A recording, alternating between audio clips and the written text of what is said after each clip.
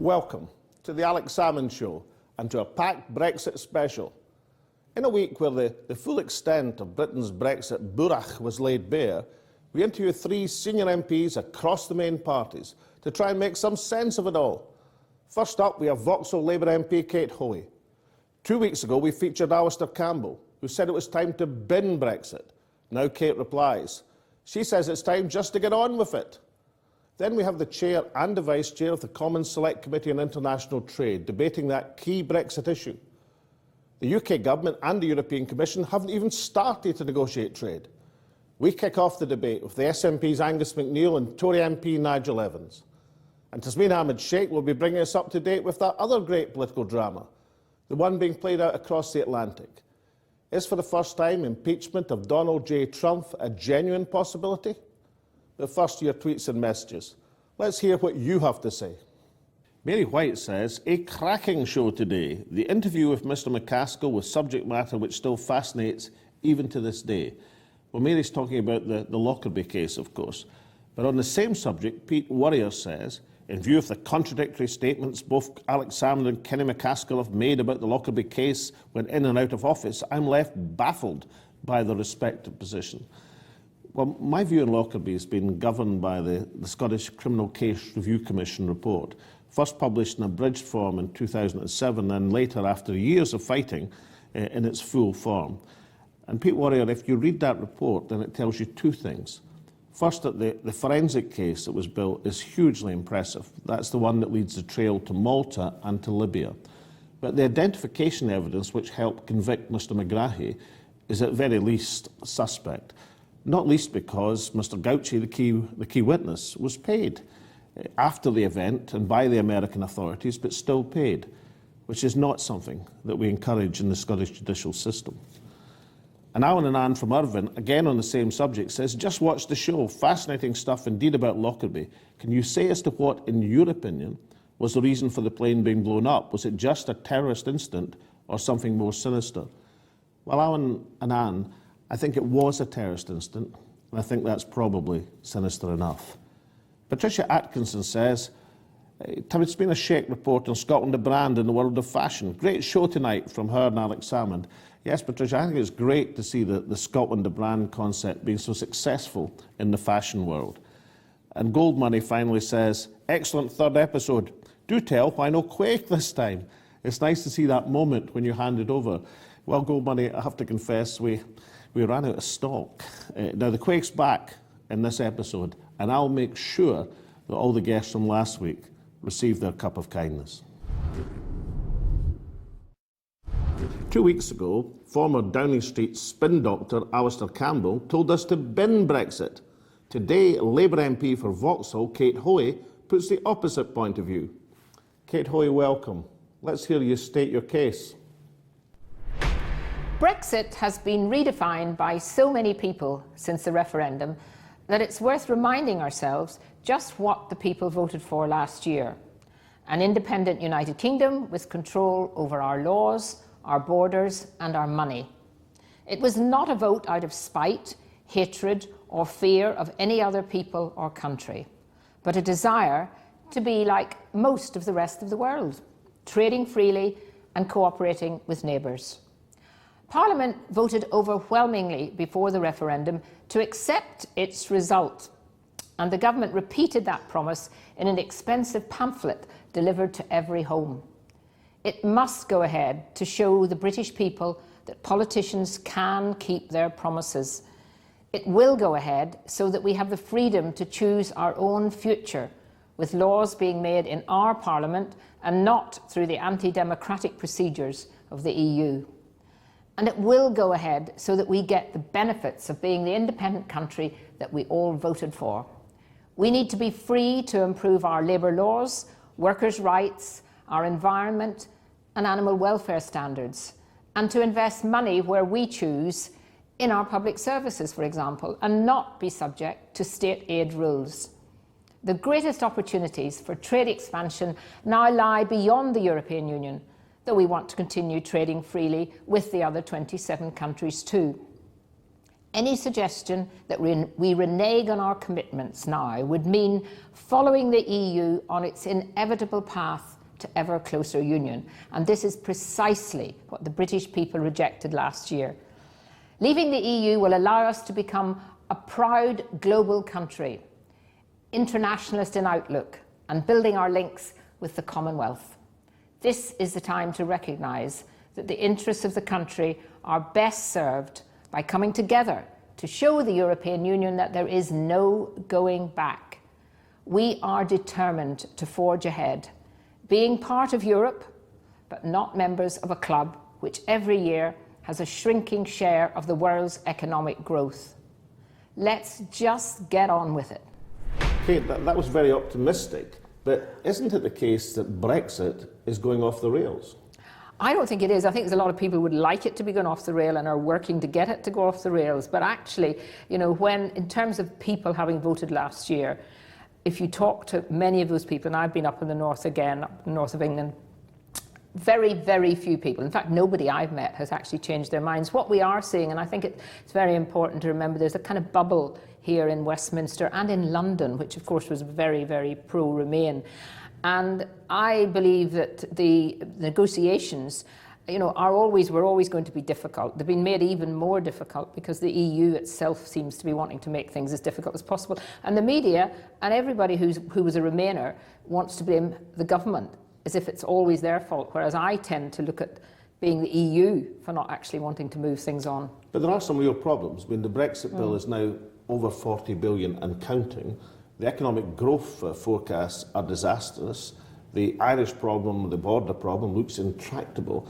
And it's not mounting evidence that the Brexit argument is in real trouble. Well, there are lots of problems, and there are always going to be short-term difficulties. I mean, this is a long-term process. Remember, we were in the European Union, we joined it back in 1974, the common market. It took a long time to get to this stage. You know, I'm not suggesting it's going to take all those years to get things really wonderful. The border issue is a meaningless thing, can be worked out in between Northern Ireland and the Republic of Ireland. We've settled, I think, almost completely the European Union citizens in this country, and the money, you know, it's not going to be given, not a penny, until we've got a deal. If we don't get a deal, I'm not sure we'll be paying very much money, and I wouldn't want to pay any money that's not actually owed. I mean, I'm all for keeping our country's legal responsibilities, but I want to see dot and comma of exactly why they're asking us for all this money. But it was Boris Johnson famously who said the EU could whistle for their money. Now they've been offered 40 billion and counting. Isn't that a sign of weakness in the UK negotiating Well, we position? don't actually know that it's 40 billion. I personally would have been much more reluctant to give anything. As I said, I haven't seen the detail of what they're asking us for. I mean, I've always said we're going to have to pay for the pensions, presumably, of Neil Kinnock and Peter Mandelson and people like that, all those EU commissioners that we've had huge salaries, and we'll have to pay for that. But I don't see why we should be paying anything other. We certainly should not be paying a penny just to get the EU to start talking about trade. I mean, I think the people of those other European Union countries, if they were being given the right information, would find it quite shocking that their leaders, and particularly the EU Commission, who in theory are acting on behalf of the leaders, are behaving in such a negative way when it's in their interests to get as good a deal as possible with the United Kingdom. I mean, they sell us so much more than we sell to them. Okay, we were both in Parliament in March of this year, when by a massive majority the Commons voted to invoke Article 50. You voted for, I voted against. But isn't that a sign that the parliamentary arithmetic is starting to change and that your party, the Labour Party, are edging away from that Brexit position? Well, I think you were very principled, people like you who voted against it. There were a lot of people who voted for it, for all sorts of, with gritted teeth. But there was a huge majority, and Parliament has decided to invoke Article 50. We are leaving now in 2 years' time, in March 2019. There is no doubt about it, there's a majority in Parliament who voted to remain. So there is a shift, I think, of reality. But that doesn't mean to say that there's not still a lot of people in Parliament who would love to wreck it. But wouldn't a single market arrangement like Norway it'd be an acceptable compromise? I mean, what's so bad about being like Norway? Because we voted to take back control of our borders, and the European Union had the opportunity when Cameron was doing his fake negotiations to actually make some real changes, and they didn't want to do that. And you know, the train has moved on. We've passed that now. We can't stay in the internal market. That was always absolutely said, even by David Cameron and George Osborne, who said very clearly, if you leave and vote to leave, you will be leaving the single market. The customs union, staying in the customs union, wouldn't allow us to have that freedom, which I think is a great country the United Kingdom has now, to reach out to the rest of the world and to really get trade going in areas that we can negotiate much more quickly than we would with 27 other countries. But that doesn't mean to say we don't want to be good friends with the EU and trade with them, and the Germans still want to sell us their cars and we want their wine and all of those kinds of things. But we have to, bottom line is, you know, I put the country first before the overall position of the European Union. And many of your fellow Brexiteers have this vision of the UK becoming a sort of mid-Atlantic Singapore. But Singapore is a small country in a large trading area called ASEAN. The UK is a medium-sized country, and there's no trade deal has been fixed at all. Just because a lot of us on different parties voted to leave and work together, it doesn't mean to say we accept their view of what we will look like in 20 years' time, having left the European Union. I very much don't want to see us go down the route of being completely, you know, a kind of neoliberal agenda. That's one of the reasons I was against the European Union, because I did think that it saw everything in a very global way, which we should be able to, as the United Kingdom, make our own decisions. And there's so many things that we can't really do. You know, if Jeremy Corbyn was in power at the moment, there would be, and we were in the European Union, there are so many things that are in our manifesto, whether you agree with everything that was in the manifesto or not, or think it was feasible, that we couldn't do while we're members of the European Union. Finally, Kate, you're a London MP, a convinced Brexiteer in a Remain city, fighting your corner successfully so far. Come March 2019, do you think it's your case that will have won the day? Oh, absolutely. I really cannot see our country reneging. You know, they'll go on about chaos, and I think Alistair Campbell went on about chaos and how it was all dreadful. It's in the interest of those who want us to stay to make things as difficult and as pessimistic as possible. I'm an optimist. The people have said, let's get on with it, let's make it work.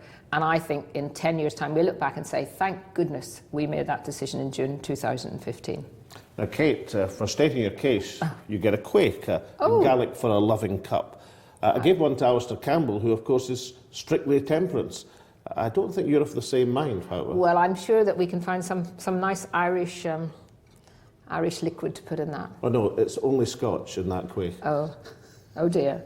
Well, I just for you. Thank you very much. Kate Hoey, thank you so much. Thank you.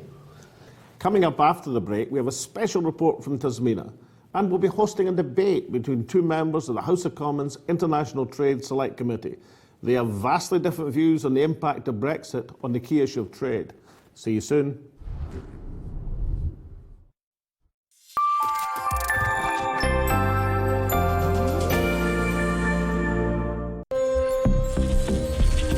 Saudi Arabia and the coalition that it has built has been basically destroying Yemen, killing Yemeni civilians. Now it's a common international fact that Saudis have not refrained from even killing babies and elderly in their indiscriminate bombardment of civilian areas in Yemen for the past 30 months.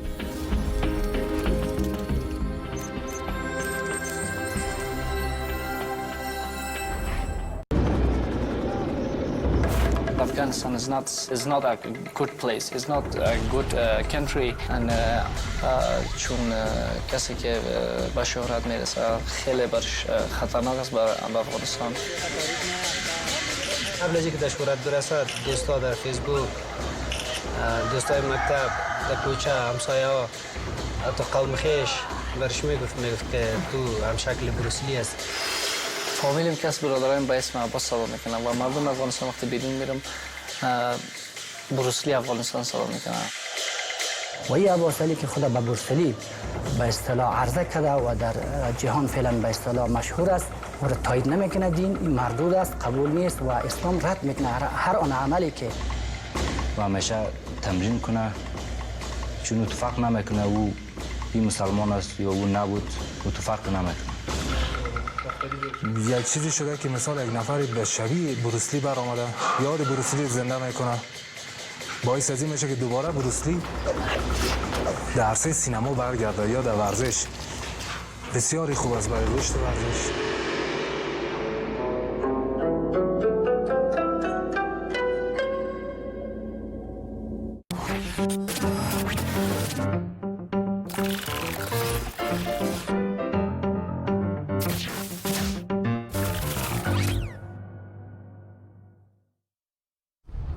Welcome back.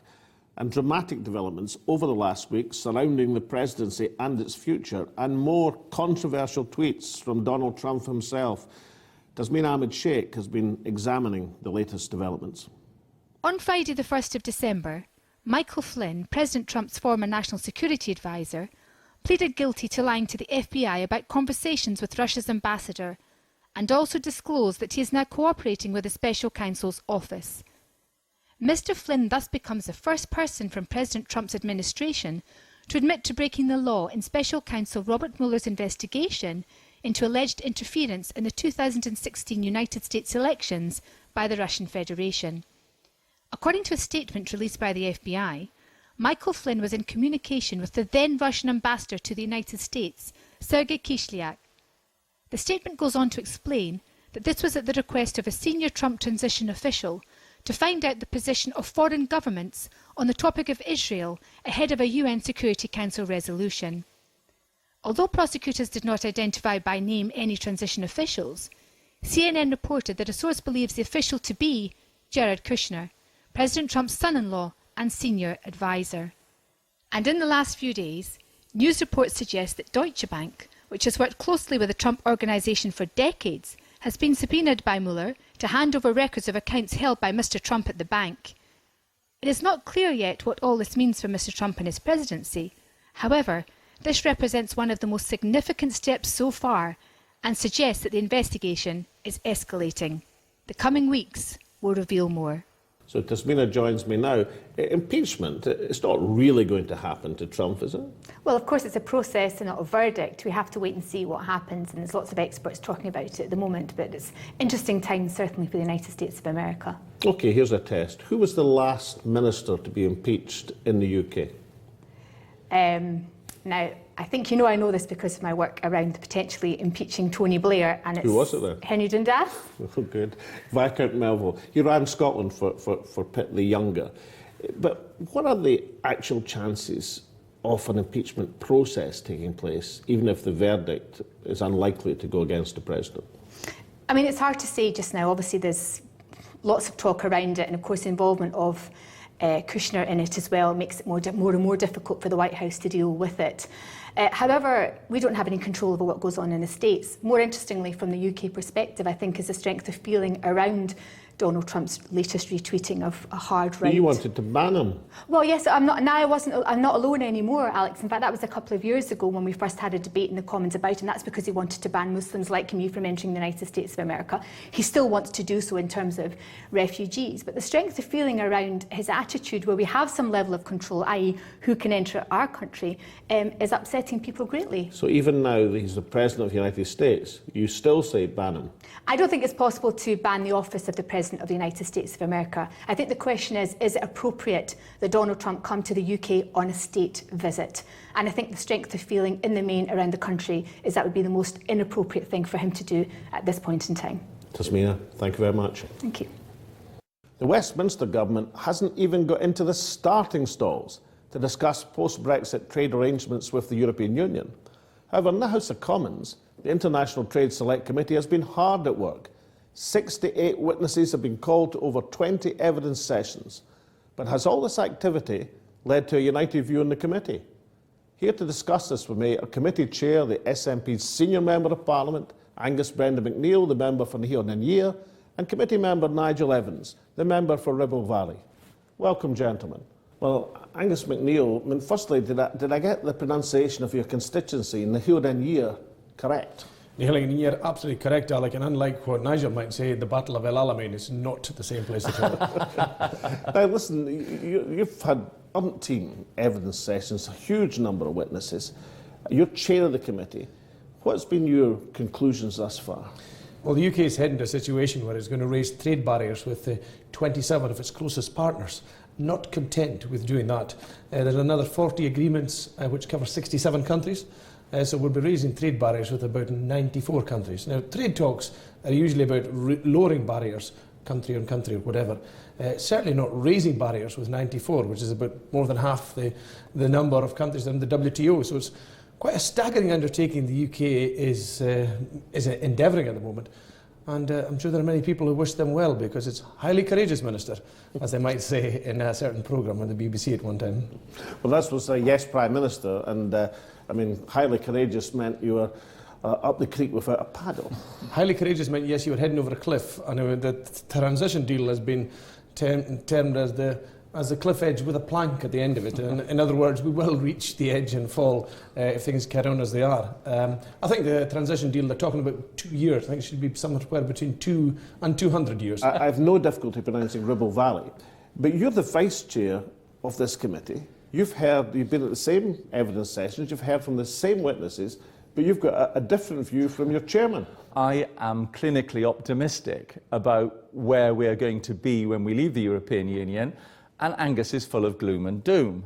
For me, I can't wait for it to happen, and I really do believe that the United Kingdom is going to do incredibly well. On these trade talks that we're talking about, when we leave in 2019, then Liam Fox will be able to start those negotiations in earnest with a number of countries, those that we already have got trade deals with as part of the European Union.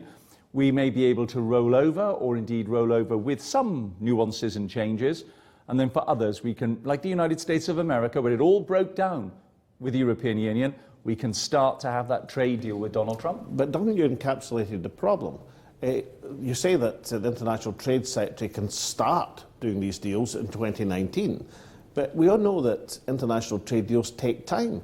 At best, they take years, sometimes they take decades, and sometimes, as you rightly point out, they don't work at all. So isn't there a risk of a hiatus, a gap between coming out of the single market and securing these other trade deals that Liam Fox is working on? Well, for a number of countries, we already have trade arrangements through the European Union. So it should be relatively easy, as I said, to roll those over with nuances to establish in 67 countries those sorts of trade deals. But let's take the United States. I mean, as you know, I've had a few run-ins with the Donald over the years. But one thing I would give him, he's no mean negotiator. If he's got the whip hand, you're going to end up on the wrong side of the deal. Don't you think that's a danger? In 2012, I went to Mar-a-Lago and I spoke with Donald Trump. Front of the queue for the carving knife, it could be. Well, do you know, for the first half hour of discussions, it was all about you. It was Alex Salmond, and I was tickled that the conversation was all about Alex Salmond. But nonetheless... I wonder why our relationship went south. There you go. I spoke up for you. But the reality is that even despite Donald Trump saying America first, and the United Kingdom government quite clearly should be talking about Britain first, I've got a cheese producer in the Ribble Valley. Small, in a small town. It sells £6 million worth of cheese to the United States of America without a trade deal. If we're able to do that now, what are we able to do post some sort of trade deal with the United States of America? We've got to engage. With Obama, we were at the back of a queue. Now, with Donald Trump, we're at the front of the queue. Did you see dangers, Angus MacNeil, in this relationship and this new trade deal with America? What could be wrong with what Nigel has said? I think there are huge trade deal, huge dangers, and I think one of the things that should be borne in mind, I think it's great to be optimistic, but the danger to optimism is greater knowledge. And I think it's maybe best encapsulated in a small story from the South Korea deal. South Korean deal, you need 51% or 55% of rules of origin for automotive to be exported into Korea. Now that's achievable in an EU-wide context. It's not going to be achievable in a UK context, so you can't simply cut and paste. So the optimism tends to fade the further you delve and the more you see in all these trade agreements going forward. And, you know, I wished I could be as optimistic as Nigel, but I temper it with realism, unfortunately. But don't you have crofters in the Western Islands who are worried about having to compete with hormone-injected beef. Absolutely, and also worrying about trade barriers going off to the main market at the moment, the European continent, as well as customs checks. One thing that's not really touched about is the actual process of doing all this. At the moment, the UK processes about 30 million customs checks a year. It's recently had a capacity increase to 100 million customs checks a year, but it's actually going to need to do about 330 million customs checks a year, which means, as we know, from Dover, lorries are processed in every 2 minutes. If in Dover alone they go from 2 minutes to 4 minutes, that equals a 17-kilometre tailback on the way to the port of Dover. Nigel Evans, you're optimistic. Your chairman is a bit less so. Gloomy. He calls me Private Fraser. Gloomy is the word you're looking for. The contrast between your committee, well, from whatever point of view, you're charging on, interviewing witnesses, trying to establish the facts, but the government, who are actually going to do the negotiations, they're not even in the starting stalls. They haven't got past the preliminary negotiations with the European Union. Don't you see that as a difficulty? We know that for the first 2 years on the transition, we'll still be paying in to be members of the European Union as if we were, although we will be outside. So that gives us access to the single market during that period of time. And then in 2021, that will change to whatever the new relationship happens to be. So we've got this little bit of wiggle room, which I'm quite happy with. I know Angus would like it to be 200 years, but that's not going to happen. All this started in June 2016. By March 2017, the Prime Minister triggered Article 50. She seemed eventually to know what she was doing after those 9 months. And then 3 weeks later, she decided to have a general election, which that took till June. The government didn't get going again properly till September. By the end of September, she went to Florence and said, see, those 2 years I triggered off only 6 months ago. Could I now have a 2-year extension on that? She didn't get that. She went off to have lunch with Juncker. This doesn't seem to me to be a government that fills me with confidence that they know what they're doing from one day to the next, far less from 1 week to the next, or 1 year to the next, or 1 month to the next. This is a government that's really feeling in the dark. Surely you admit, Nigel, that there's a great differences within the Conservative Party as terms of the direction, even among Brexiteers. I mean, it was Boris Johnson who said the EU could whistle for their money. Now it seems to be accepted that the bill is 50 billion and mounting. What do you say about the Conservative Party? Are they coherent on this issue? Certainly more coherent than the Labour Party, that's for certain. At least we're keeping the consistent approach that we're leaving the European Union. When the Foreign Secretary, Boris Johnson, talked about whistling in the wind, it was when they were asking for 100 billion. We certainly weren't going to be paying that sort of sums of money. What we're doing 50 is... billion seems quite a big whistle, Nigel. Well, no, it's what legal obligations, and that's what Theresa May said in the Florence speech that she made, is that there's a certain sum of money for the transitional period, and then there's our legal obligations. We're not going to be paying any ransom money. I would be totally opposed to that. We're not going to be playing Santa to Brussels and Scrooge to Britain. That's not going to happen, and I'm quite content with the approach that's been taken. A very seasonal message there. Angus Brendan McNeill, Chairman of the International Trade Committee. Nigel Evans, Vice Chairman of the International Trade Committee. I'm delighted to say I can unite you on one thing, and this is the special quake, which you'll be familiar with. Angus, perhaps you slightly less so. The whiskey in there, not Welsh stuff, Scotch. You pass it round your close friends. Oh, fantastic. And then you can agree that trade statistics are not the water of life. And is the reason we got one each Thank is you that so you much. share. Thank you. Cheers. Thank you. Thank you. Well, that's the view of two MPs, of the Chair and Vice Chair of a Parliamentary Select Committee, but no meeting of minds on the complexity which Brexit poses to international trade. And as this week's shenanigans in Brussels demonstrate, we have not even reached the point of starting the vital trade negotiations. This is my view. I admire the supreme confidence of the Brexiteers, whether it be Nigel Evans or Kate Hoey, that everything will be all right in the night. But as Robert Burns said, facts are chills at Wanading. And the fact is that the only reason Britain has neared agreement on the Brexit bill is that the UK negotiators have caved in totally to Brussels' demands. The fact is that we are near agreement on Euro citizenship only because once again the Brussels view has prevailed. The fact is that the Irish border has now stymied negotiations because it's the first issue where the UK negotiators have been unable to unilaterally surrender.